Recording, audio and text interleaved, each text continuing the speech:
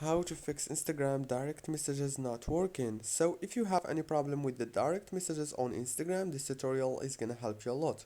First thing you wanna do, guys, is open the settings on your phone and then open the apps like this.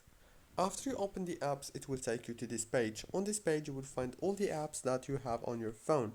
So you have to go to the search bar here and search for Instagram. Now this is the app informations page on your Instagram. All what you want to do here is click on this force stop to stop running the app in the background of your phone.